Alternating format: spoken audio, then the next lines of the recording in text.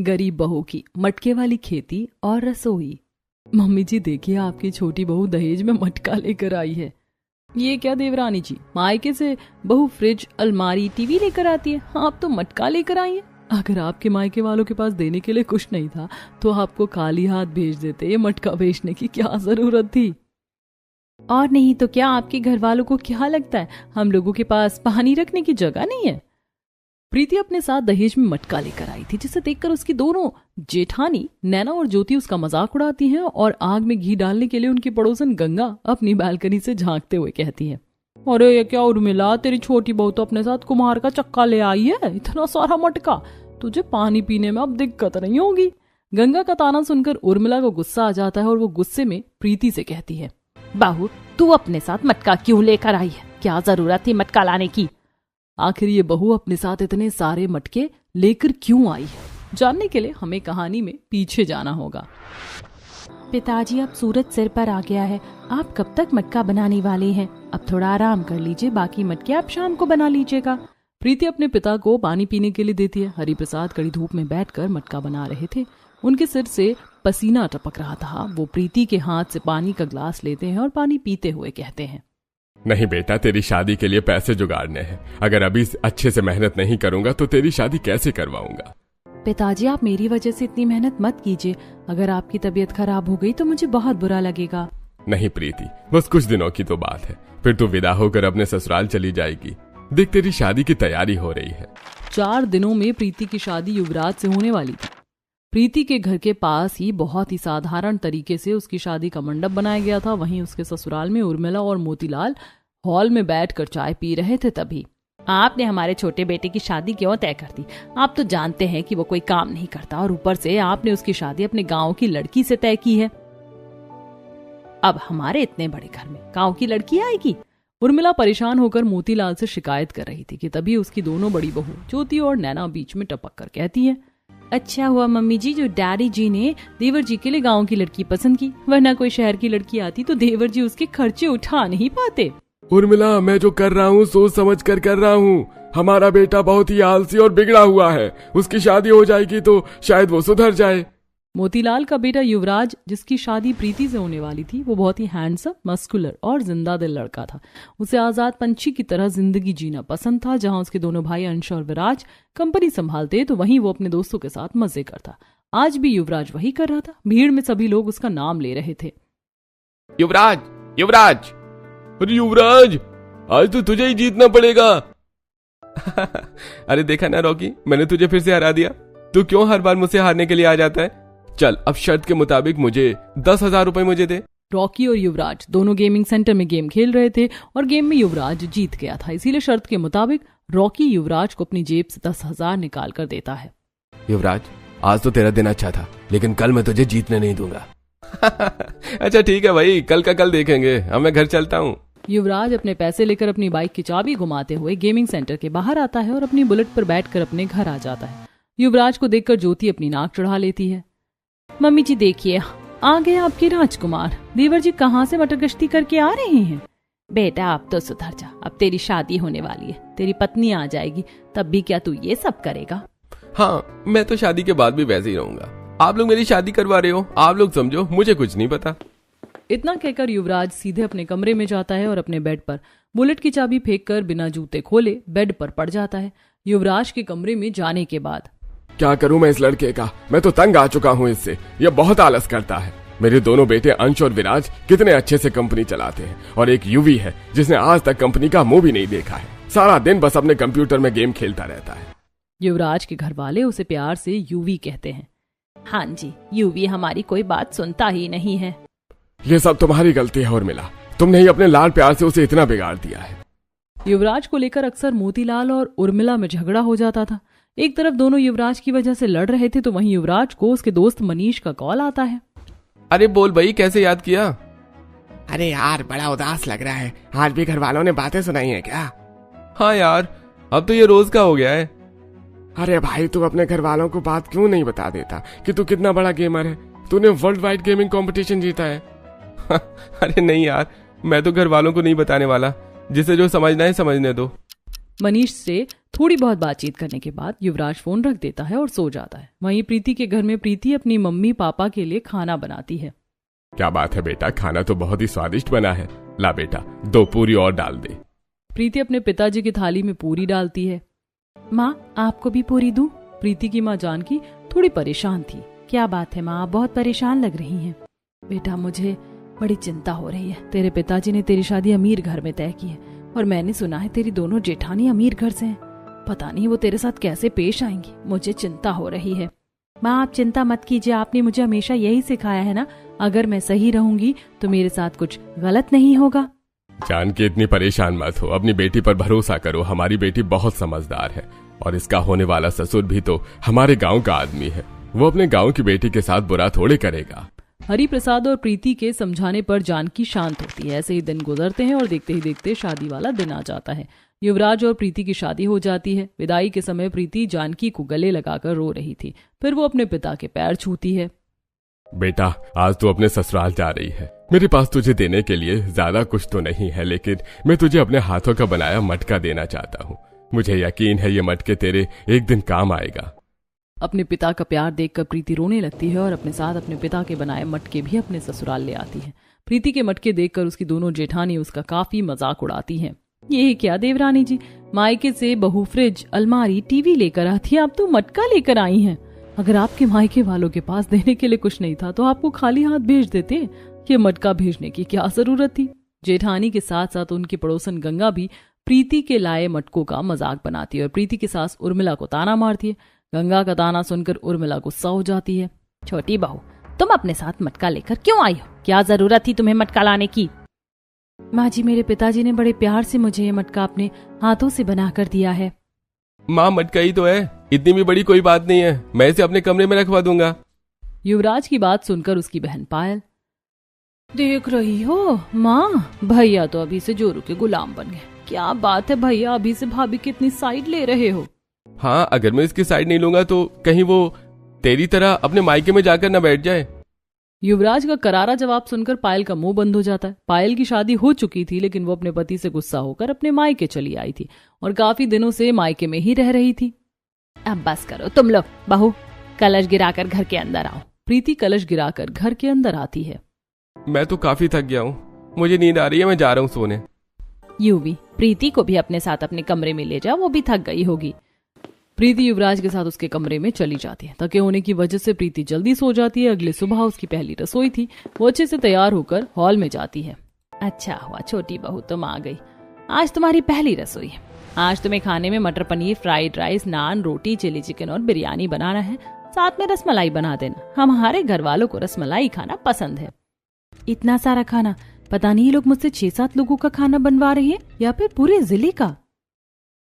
तुम ये सारा खाना बना तो लोगी ना? अगर तुम्हें खाना बनाना नहीं आता है तो बता दो। हाँ, मैं सारा खाना बना लूंगी। प्रीति रसोई में जाती है और एक एक करके अपने ससुराल वालों की फरमाइश के हिसाब से पहले मटर पनीर, फ्राइड राइस, बिरयानी और नान रोटी बनाती है। सभी लोग जब प्रीति के हाथ का बना खाना खाते हैं तब, अरे वाह बहू, खाना तो तुमने बहुत अच्छा बनाया है। खाना ठीक ही बना है, वैसे मुझे लगा नहीं था कि तुम गांव की रहने वाली इतना सारा खाना एक साथ बना लोगी। जेठानी जी, गांव के लोग हर दिन अलग अलग फरमाइश का खाना खाते हैं। प्रीति की पहली रसोई का खाना सभी को पसंद आता है और सभी उसे नेक देते हैं। प्रीति सबसे प्यार से नेक लेती है और फिर रसोई की तरफ जाती है। तभी उसे चक्कर आने लगता है। प्रीति खुद को संभालते हुए अपने कमरे में जाकर बैठती है। तभी युवराज कमरे में आता है। अरे क्या बात है, तुम्हारी तबीयत ठीक नहीं है क्या? नहीं, ऐसी कोई बात नहीं है, वो बस सुबह से काम कर रही हूँ ना, तो थोड़ी थकान हो गई है। शायद तुमने कुछ खाया भी नहीं है, जल्दी से खाना खा लो।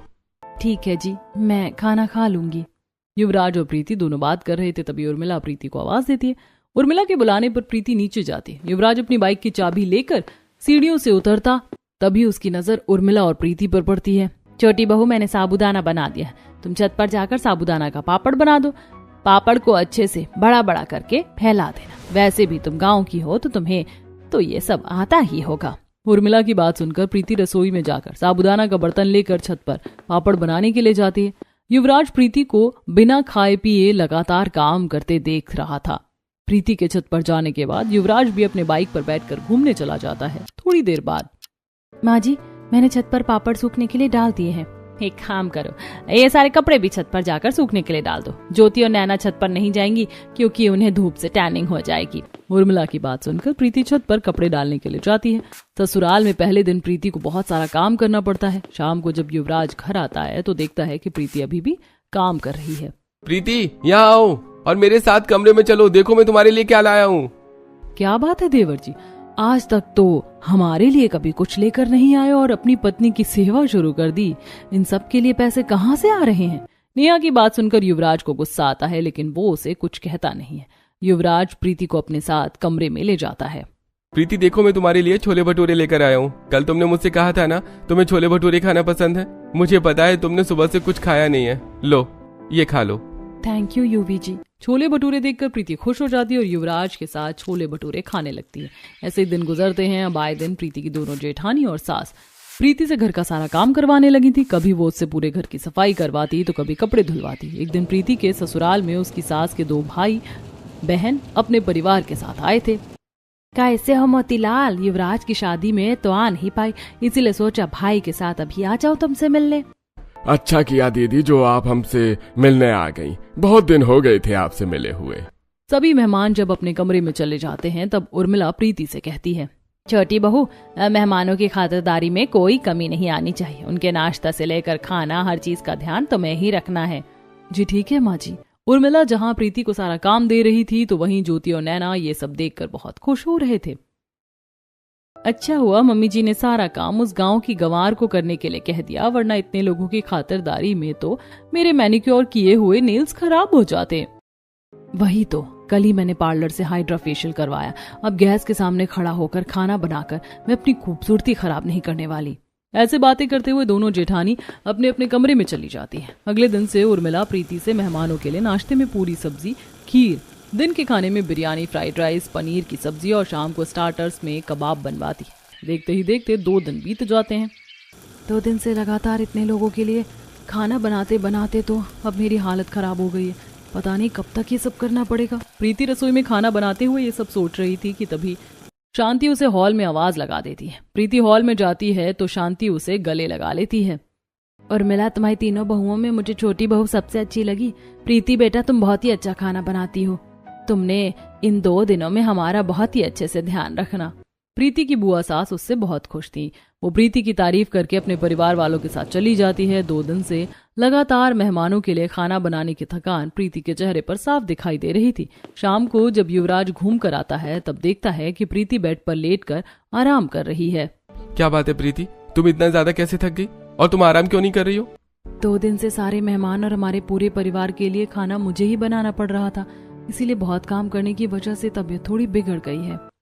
अरे तो तुमने सारा काम अकेले क्यों किया? घर में 2 भाभी और पायल भी तो हैं। वो लोग क्या कर रही थी? क्या वो तुम्हारी मदद नहीं करवा सकती थी? युवराज प्रीति के लिए बहुत परेशान होता है। वो उर्मिला से बात करने के लिए जाता है। उर्मिला हॉल में बैठी चाय पी रही थी तभी, माँ ये सब क्या है? मैं देख रहा हूँ जब से प्रीति शादी करके इस घर में आई है तब से आप सारा काम उसी से करवाती हैं, जबकि ज्योति भाभी और नैना भाभी कोई काम करती ही नहीं है। वो मेरी पत्नी है, घर की नौकरानी थोड़े है जो आप उसे इतना सारा काम करवाती हैं। तेरे दोनों भाई घर चलाने के लिए घर में पैसा देते हैं तो उनकी पत्नी को घर में काम नहीं करना पड़ता, लेकिन तू घर में 1 रुपया भी नहीं देता तो तेरी पत्नी को तो काम करना पड़ेगा ना। ये क्या बात हुई माँ? बात तो सीधी है और मैंने तुझे साफ साफ कह भी दिया है। अगर तुझे तेरी पत्नी के घर के सारे काम करने से कोई दिक्कत है तो तू घर छोड़कर जा सकता है। माँ अगर आप यही चाहती हैं तो ठीक है, मैं प्रीति को लेकर इस घर को छोड़कर जा रहा हूँ। इतना कहकर युवराज अपने कमरे में जाता है। प्रीति जल्दी से अपना सामान पैक करो, हम लोग इस घर को छोड़कर जा रहे हैं। लेकिन कुछ नहीं है, जो करने के लिए कहा है जल्दी करो। युवराज को गुस्से में देखकर प्रीति कुछ कहती नहीं और जल्दी जल्दी अपना सारा सामान पैक करती है। पैकिंग करने के बाद युवराज प्रीति को अपने साथ लेकर बाहर आ जाता है और अपनी बाइक पर बैठाकर एक रेस्टोरेंट में ले आता है। सॉरी प्रीति, उस वक्त मैंने तुमसे थोड़े गुस्से में बात की। मैं नहीं चाहता था कि माँ तुमसे उतना ज्यादा काम करवाएं। तुम मेरी पत्नी हो, कोई तुम्हारी बेइज्जती करे मैं नहीं देख सकता। तुमने सुबह से कुछ खाया भी नहीं है, लो ये बिरयानी खा लो। प्रीति बिरयानी खाती है लेकिन वो थोड़ी परेशान लग रही थी। यूवी जी, हमने घर तो छोड़ दिया है लेकिन अब हम लोग कहाँ रहेंगे? प्रीति तुम परेशान मत हो, मैंने हमारे रहने का इंतजाम कर लिया है। मेरे दोस्त का एक घर खाली पड़ा है, हम लोग वहीं रहेंगे। उसकी फैमिली और वो दूसरे शहर में शिफ्ट हो गए हैं तो वो जगह खाली है। युवराज प्रीति को अपने दोस्त के घर लाता है। युवराज के दोस्त का घर एक लोहे का सामान बनाने वाले कारखाने के ठीक ऊपर था। ये तो फैक्ट्री है, घर कहाँ है? घर तो उसके ऊपर है, हमें कुछ दिनों तक यहीं रहना पड़ेगा। युवराज प्रीति को अपने दोस्त के घर लेकर जाता है। जैसे वो दरवाजा खोलता है तो उसके दोस्त का घर किसी भूत बंगले की तरह लगता है। हर तरफ मकड़ी की जाली लगी थी, कबूतर उड़ रहे थे। घर की हालत देखकर युवराज उदास हो जाता है। प्रीति मुझे माफ कर देना, मैं तुम्हें कैसी जगह ले आया। सच में मैं किसी काम का नहीं हूँ। अरे ऐसी कोई बात नहीं है जी, बस इस घर में काफी दिनों से कोई रहता नहीं था, इसीलिए इसकी हालत ऐसी है। हम दोनों मिलकर इसे साफ करेंगे और रहने लायक बनाएंगे। युवराज और प्रीति दोनों अपने लगेज को एक साइड में रखकर पूरे घर की सफाई करते हैं। घर में अच्छे से डस्टिंग और पोछा लगाने के बाद घर रहने लायक बन जाता है। युवी जी देखा आपने, ये घर कितना सुंदर हो गया है और यहाँ तो बालकनी भी है। अरे तुम सही कह रही हो प्रीति, ये लो 10,000 रुपए। अभी तो मेरे पास बस यही है, पर कुछ दिन में मैं कोई अच्छा काम ढूंढ लूंगा। मुझे आपके ऊपर भरोसा है, मैं आपके साथ हूँ। युवराज घर के बाहर जाता है और बाहर से खाने के लिए रोटी तड़का ले आता है। रात बहुत हो गई है तो यही खाकर सो जाते हैं। कल हमें घर के लिए जरूरत का सामान लेने भी तो जाना होगा। युवराज और प्रीति दोनों खाना पीना खाकर सो जाते हैं। अगली सुबह अभी तो बस गैस बंद चल रही है, अलग से गैस वगैरह लेने में काफी पैसे खर्च हो जाएंगे। ब्लैक में गैस 2, 4, 5 हजार में आ रही है, फिर चूल्हा खरीदने में अलग खर्च। मैं सोच रही थी कि चूल्हे पर ही खाना बना लूं। क्या तुम चूल्हे पर खाना बना पाओगी? हाँ जी, गांव में तो हम लोग ऐसे ही खाना बनाते थे ना। और अगर यहाँ पैसे बच जाएंगे तो हम लोग पंखा ले सकते हैं और बेड पर लगाने के लिए अच्छा गद्दा ले सकते हैं। प्रीति और युवराज दोनों बाजार जाते हैं और बाजार से एक स्टैंड फैन खरीद लेते हैं। फिर गद्दे की दुकान पर जाकर एक कंफर्टेबल गद्दा लेते हैं।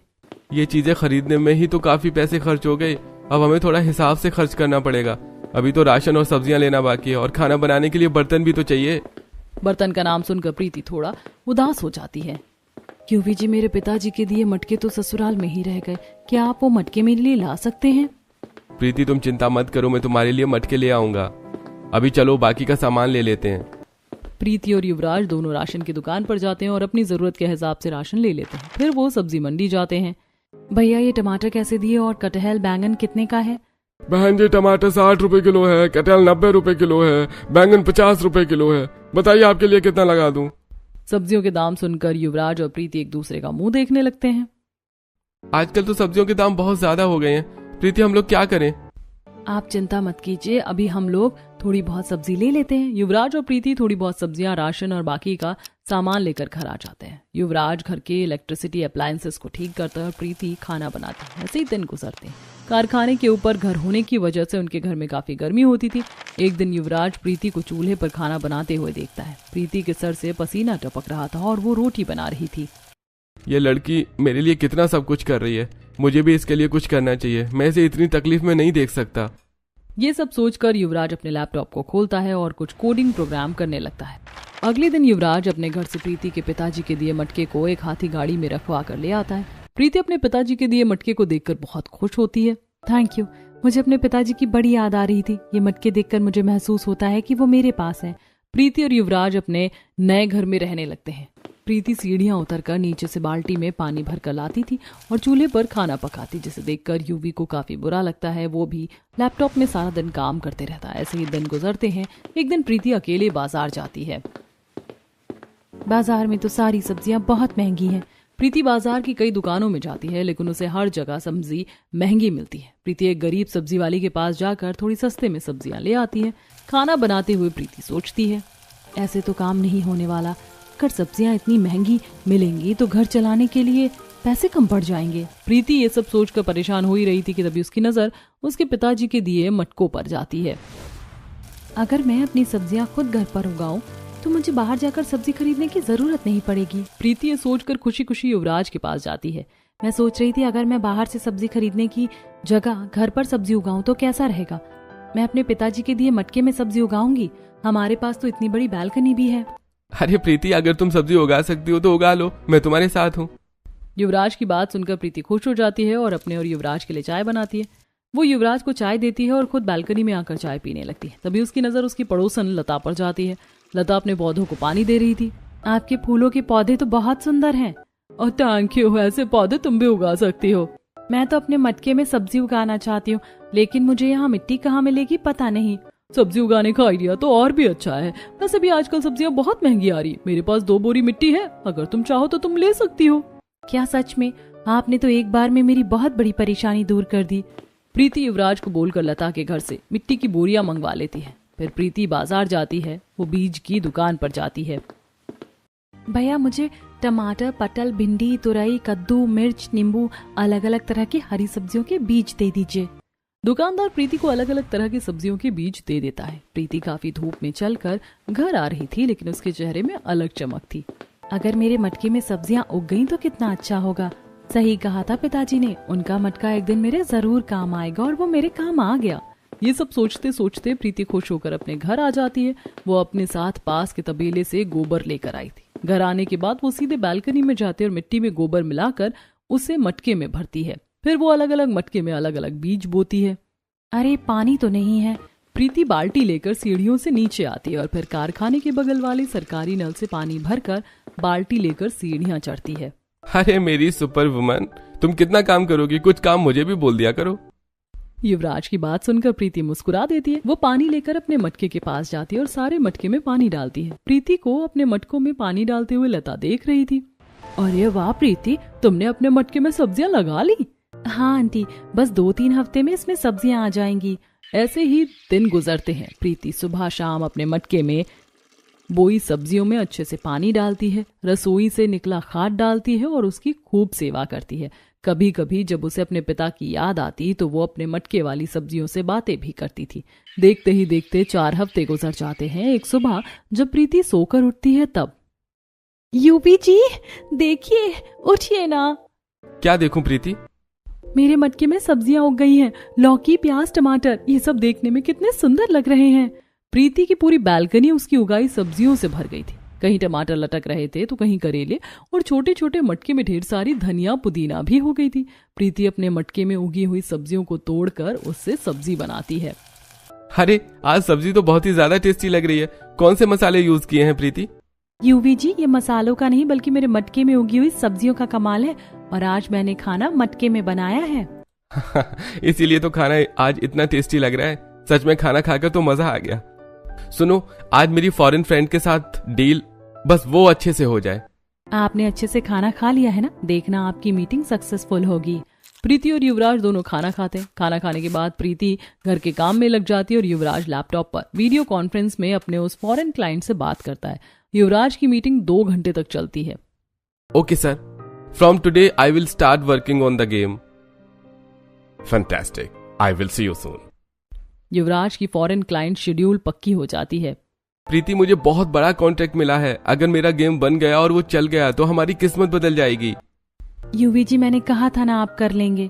ऐसे ही दिन गुजरते हैं। युवराज दिन रात गेम बनाने में लगा रहता है। प्रीति अपने मटके वाली सब्जियों की अच्छे से देखभाल करती है और सब्जियां तोड़कर खाना बनाती है। एक दिन प्रीति एक टोकरी में काफी सारी सब्जी भरकर अपने पड़ोसन लता के घर ले जाती है। आंटी जी, मेरे मटके में सब्जी हो गई है, तो मैंने सोचा क्यों ना थोड़ी सब्जी आपको भी दे दूं। लता प्रीति से सब्जी की टोकरी ले लेती है और उसे चाय पिलाती है। लता के घर पर चाय पीने और थोड़े गप्पे मारने के बाद प्रीति अपने घर आ जाती है। शाम को जब प्रीति अपनी बालकनी में खड़ी थी तब, क्या बात है प्रीति, तुम्हारी सब्जियां तो बाहर वाली सब्जियों से बहुत अच्छी है। मेरे पति तो सब्जी खाकर खुश हो गए। मेरे बच्चे जो सब्जियां देखकर मुंह बनाते हैं वो भी मांग मांग कर सब्जी खा रहे थे। तुम मुझे भी मटके में सब्जी उगाना सिखाना। लता की बात सुनकर प्रीति के चेहरे में बड़ी सी स्माइल आ जाती है। हाँ बिल्कुल, मैं आपको मटके में सब्जी की खेती करना सिखाऊंगी। इस तरह हंसी मजाक करते हुए प्रीति और लता थोड़ी देर बात करती हैं। ऐसे ही दिन गुजरते हैं। अब युवराज का गेम बन गया था और वो लॉन्च भी हो गया था। प्रीति, मुझे बहुत टेंशन हो रही है। पता नहीं मेरा बनाया पी बैटल गेम चलेगा या फिर नहीं। P battle game? ये कैसा नाम है? अरे ये गेम मैं तुम्हारे नाम पर बनाया है, प्रीति का पी। यूवी जी, हाँ पीना। प्रीति और युवराज दोनों गेम लॉन्च से बहुत ज्यादा खुश हैं। एक दिन प्रीति के घर पर एक औरत आती है। तुम प्रीति हो ना? लता ने मुझे बताया था। अब मैं तुम्हारी पड़ोसन हूँ। मैं घर के उस तरफ रहती हूँ। लता ने मुझे तुम्हारी मटके में उगी हुई सब्जियों के बारे में बताया। क्या तुम मुझे भी थोड़ी सब्जी दे दोगी? हाँ क्यों नहीं आंटी। प्रीति एक कैरी बैग में ढेर सारी अलग अलग तरह की सब्जियां लाकर कावेरी को दे देती है। इस तरह अक्सर प्रीति की कोई न कोई पड़ोसी सब्जी लेने के लिए आती थी। प्रीति अपने मटके में उगी हुई सब्जी को अपनी रसोई में भी बनाती और अपने पड़ोसियों को भी देती थी। प्रीति के मटके में उगाई सब्जियों की वजह से अब हमें बाहर से सब्जी लेने की जरूरत नहीं पड़ती। बिल्कुल सही कह रही हो। प्रीति के मटके में उगी हुई सब्जियां खाकर तो अब मेरी सेहत भी अच्छी रहने लगी है। अब सीढ़ियां चढ़ने उतरने में ज्यादा थकान नहीं लगती है। बिल्कुल सही कहा तुमने, उसकी सब्जियां तो बहुत ताजी और ऑर्गेनिक होती है ना, इसीलिए। प्रीति की सारी पड़ोसी प्रीति की मटके में उगाई हुई सब्जियों की बहुत तारीफ करती थी। ऐसे दिन गुजरते हैं। एक दिन युवराज प्रीति को अपनी बाइक में बैठाकर एक बड़े से बंगले में ले जाता है। ये आप मुझे कहाँ ले आए हैं? ये हमारा घर है, मेरा और तुम्हारा। प्रीति, मेरा गेम बहुत सक्सेसफुल हुआ। पी बैटल गेम को लोगों ने बहुत ज्यादा पसंद किया और मुझे इतनी सारी प्रॉफिट हुई कि मैं क्या बताऊं। मुझे बहुत अच्छी जॉब भी मिल गई है। अब हम लोग यहीं रहेंगे। मैं उसे घर से सारा सामान मंगवा लूंगा। प्रीति की आंखों में खुशी के आंसू आ गए थे। उसे विश्वास नहीं हो रहा था कि इतना बड़ा घर अब उसका था और वो इतने बड़े घर की मालकिन थी। युवी जी, हमारे पुराने घर ने हमारे बुरी वक्त में हमारा बहुत साथ दिया। हम दोनों वहाँ जाकर अपना सारा सामान वापस लेकर आएंगे और अपने मटके में उगाई सब्जियों को भी मैं यहाँ लेकर आऊंगी। हाँ प्रीति, चलो चलते हैं। प्रीति अपने पुराने घर जाती है और वहां से अपना सारा सामान, मटके में उगी हुई सब्जियां, सब कुछ गाड़ी में रखवा देती है। प्रीति अपने पड़ोसियों से मिलकर अपने नए घर में आ जाती है। प्रीति अपने मटके में उगी हुई सब्जियों को अपने आलीशान बंगले के गार्डन में रखती है। युवी जी, आपने मेरी जिंदगी बदल दी। मैंने तो ये सब कभी सपने में भी नहीं सोचा था। प्रीति की लाइफस्टाइल पूरी तरह चेंज हो गई थी। एक दिन वह अपनी दोस्त के साथ रेस्टोरेंट में खाना खा रही थी। तभी वो देखती है कि उसकी ननद पायल अपनी दोस्तों के साथ उसी रेस्टोरेंट में है। गाइस, मैं तो अपना वॉलेट घर पर ही भूल गई। आज तुम लोग पे कर दो, मैं किसी और दिन पे कर दूंगी। पायल झूठ क्यों बोल रही है? बोलो ना तुम्हारे पास पैसे नहीं है।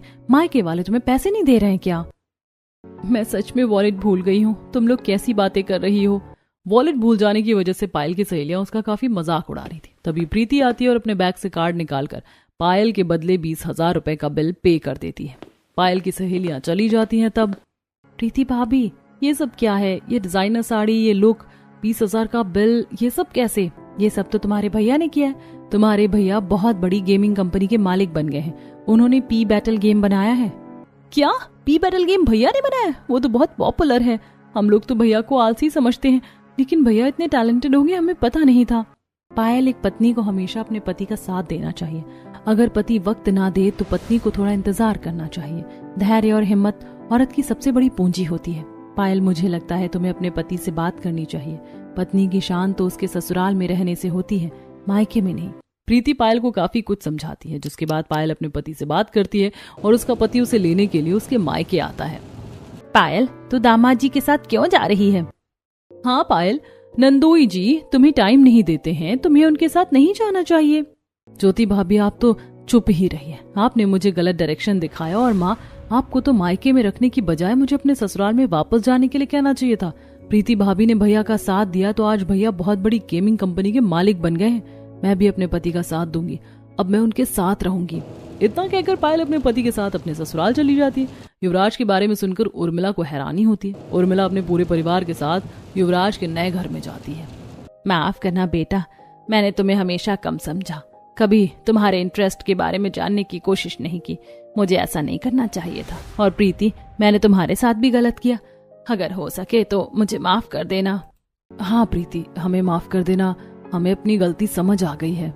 प्रीति के ससुराल वाले उससे माफी मांगते हैं और प्रीति सभी को माफ कर देती है। बहुत दिन बाद युवराज भी अपने घर वालों से मिलकर बहुत खुश था।